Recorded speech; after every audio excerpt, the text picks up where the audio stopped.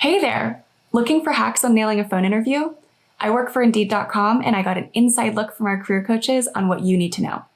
Today, I'll be explaining what a recruiter looks for during an initial phone screen, the best strategies for answering common phone interview questions, and 4 quick tips that are specific to passing on to the next round. Make sure to stick around to the end for a trick on knowing what type of interview you should anticipate. Trust me, it completely changes the way you should prepare. All right, let's get started. What is a recruiter looking for during an initial phone screen? Well, phone screens are typically the first round of interviews that are conducted for a role. So a recruiter here is looking to narrow down a wide pool of applicants very quickly and then to only pass on the very best leads to the hiring manager, saving them time. Emphasis here is on speed and volume. They're conducting a lot of these interviews really quickly. So with that in mind, you want to make sure that you are emphasizing from the jump the most important parts about your qualifications and experience. Make sure that you've asked yourself the question beforehand, what do I want to make sure I get in about myself so that they will pass me on to the next round of interviews? In terms of the questions they're going to ask and what the real content of the interview is going to be about, it's nothing more in depth than probably what you've already mentioned on your application. They're going to confirm your basic information. They're going to validate what's on your resume, maybe get a tiny bit more context on it. But it's really a test of professionalism, personality, and whether or not you have the communication skills that are going to impress the hiring manager in the next round of interviews. Now, how should you handle common questions? Well, I'm going to explain 5 common questions that you should anticipate during an interview and provide strategies for answering them successfully and concisely. The first common question is, what are you doing now? Or tell me about yourself. The trick here is to not fall into simply describing your responsibilities. Instead, give your response some structure by explaining your role title, the company you've been working for, how long you've been working for them, and then 2 or 3 key responsibilities and achievements during that time.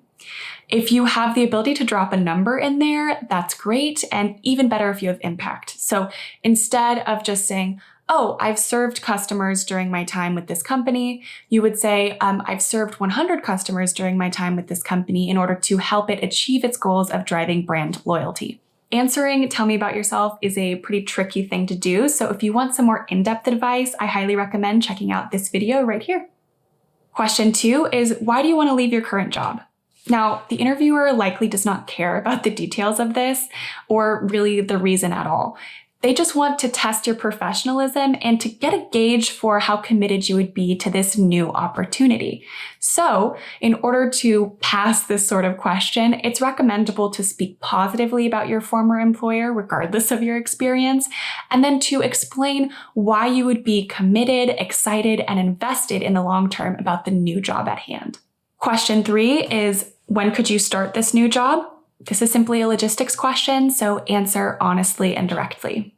Question 4 is, what are your salary expectations? Now, remember that most recruiters here are trained to push you for a number first. These days, they're often asking for a salary range, which for some reason is a little bit easier to talk about for most people.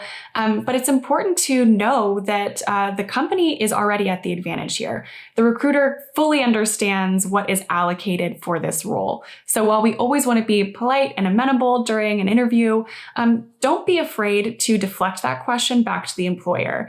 I highly recommend having some kind of line ready. A good go-to is, I'm still learning about the responsibilities of this position, so I haven't determined what compensation I believe would be appropriate for this role. What have you budgeted for the right candidate? We do have a lot of information about how to answer and discuss salary expectations throughout the interview process. So if you want some information on how to answer those kinds of tricky questions, we've got a whole video on it right here. Question 5 will typically touch on details about the job and company. So a recruiter might ask you something like, are you aware of the responsibilities of this role? Or do you know what this company offers consumers? Well, it's great to have a few quick things to say here. Definitely keep it concise and then turn it back around to the recruiter by saying, but I'd love to know more. That's because when this question comes around, the recruiter is actually a resource for you. They're not seeking to test your knowledge about the company and job. They're looking for an opportunity to pass on some key information that could help set you up for success in future interviews. Remember, if you get hired, the recruiter gets paid. So take notes, literally take notes on what they say the hiring manager is looking for or the description of the job. It's often pretty different than what's listed in the job description online or that you applied to. And then when it comes time to ask questions, don't be afraid to really lean into that opportunity and get some critical information from the hiring manager. You can ask them things like, how does this team measure success? What hasn't been a fit about former interviewees? Is there a part of my experience that is particularly compelling? Really anything that will give you some knowledge on the best way to mold and present yourself so that you can impress the hiring manager in the next round. Now that we know the overall structure of a screener call and how to answer common questions, let's leap into 4 quick tips that can radically impact your performance during a phone interview. But before I do, if you've watched this far, please give us a like down below, hit that subscription button, and make sure that you hit the notification bell as well so that you can stay updated on important career advice. Tip 1 is to use your home court advantage by preparing notes. Now, unlike in-person or video interviews, phone interviews allow you the opportunity to reference notes that are in front of you while still being engaged in the call. So you might want to take some notes down about what's in the job description, qualities that they're looking for the ideal candidate, stuff about the company, or you can take a step further and outline your responses to questions that you know you'll be asked, like tell me about yourself. Since it's the first time you're interviewing for the role, you might still be internalizing why you're the best fit. So it can be helpful to have your personal pitch ready to go. That being said, I strongly recommend just having these outlines or bullet points if you do go that route, because it's really easy to tell when someone's reading something word for word and it can sound a little scripted. So just make sure that you keep it to those bullet points or something that's a little more general than a fully scripted paragraph. Tip number 2 is to convey enthusiasm. While phone interviews come with their set of advantages, they also come with disadvantages. Normally, body language is a very important part of an interview. We can show attention even when we're quiet. However, the only way that you can really communicate with someone over the phone is through your voice. So what we say and how we say it becomes even more important. Plus, a lot of times when you're taking a phone interview, you might be in a more familiar environment, like your home, which typically brings our energy level to a more calm, relaxed state. To combat this, in order to help yourself bring enthusiasm, highly recommend designating a certain area of your home that is going to be your interview space. Even if it's just your kitchen table, it's ideal to have this sort of psychologically be a space that you can enter into and that isn't a spot where you associate it with sleep or downtime. And then once you've set that aside and you can step into that, just know that this is the space that you have to be on. This is where you would be fully emulating the body language that you would have if you were interviewing in person. By sitting up straight, keeping an open posture, you can help bring enthusiasm to the call and then show active listening skills by confirming, repeating, and asking questions on what the recruiter has to say, plus obviously just showing interest whenever possible. Tip number 3 is to keep it concise. A lot of career coaches advise to make an interview feel more like a conversation by elaborating, providing more color when asked something, and then asking a question in return. While that is advisable for later interviews, it does not apply to phone screener calls or first round interviews. Instead, it's highly recommended to keep in mind that the recruiter probably only has 20 minutes and that they're almost always booked back to back.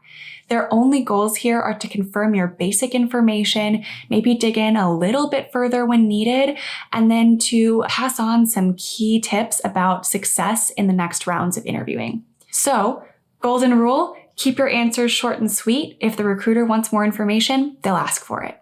Tip number 4 is to tailor the information you share based on the job description. Of course, it's always important to think about how am I going to frame my experience so that it's most applicable to this role, but it's especially important to do this with phone interviews because you have such a short time to sell yourself. While in a lot of other interviewing contexts, it's great to think about how you're going to tell your professional story and really give a full picture. But in this case, just go straight to the preferred and required qualifications section and even the skill section of the job posting and prioritize sharing information only that is most relevant to that description of an ideal candidate. The recruiter here already knows basically what you've done. So your goal isn't to just tell them, hey, here's what I do. Your goal is to show them that you have the interviewing skills to actually make the connection by saying, here's what I've done in the past, and here's how it's going to set me up for success and makes me the ideal candidate for this future role. For an explanation of the best pre-interview strategy, I highly recommend checking out this video right here. Now for our bonus tip. The exception to the standard format of a phone screen often occurs when a recruiter has an emphasis on behavioral interviewing. What's behavioral interviewing? You've probably been asked a behavioral interview question before. They often start with, tell me about a time when, or can you give me an example of, ... And the goal in asking those questions is to get information about your past behavior, not your past experience, in order to predict how you might behave in future situations with this new company. This tends to be most relevant for recruiters that are interviewing people who have very, customer service heavy backgrounds or for communication heavy roles. You don't see this so much for technical positions. However, if you're wondering, well, how do I know if I should be preparing for that type of phone screen? Highly recommend that you go to your recruiter's social media profile, their professional social media profile, and see if they have behavioral interviewing anywhere on there. It might be in their blurb, it might be in a skills section, but often when they have that focus, they do tend to disclose that and list it on their profile. If that is the case and it's on there, you can anticipate that they're going to breeze through some of those initial phone screen questions about your experience and get more into these behavioral interviewing questions about stories and past behavior. The key to succeeding in answering those questions is to tell a really impactful and concise description of events. And the general structure that's recommended is to describe the situation, the action you took, and the impact that you drove as a result of that. But there's a ton to say on this topic. There's a lot of strategies for success. So if you know you might be running into a behavioral interview sometime soon, I highly recommend checking out this video right here where we detail all the possible ways that you can respond. Let's quickly review the guidance I've shared on nailing a phone interview. Tip 1 is to understand what recruiters are looking for during a phone screen and to prepare for common phone interview questions. Remember to take notes on anything the recruiter says that the hiring manager is looking for so you can reference it in future rounds. Second is to use your home court advantage by preparing and referencing notes throughout your call. However, avoid reading anything word for word. Third is to show enthusiasm. Since you're on the phone, what you say and how you say it carries a lot of weight. Fourth is to keep it concise. Remember, the recruiter doesn't need to know your professional story, they just need to know your quick hits. Fifth is to make sure that you tailor the information you share based on the job posting. Prioritize what you say based on how relevant it is to the role. And then our sixth and final tip is if the recruiter says anything about behavioral interviewing on their professional profile, you should prepare for some behavioral interview questions coming your way. If you found this helpful, please give us a like down below, and you can subscribe to our channel right here. You can also check out more important information about interviewing and career advice by clicking this playlist right there. And if you want some more tips on possible behavioral interviewing questions, highly recommend checking out this video right here. All right, thank you so much for watching. I hope this was useful to you, and I'll see you next time.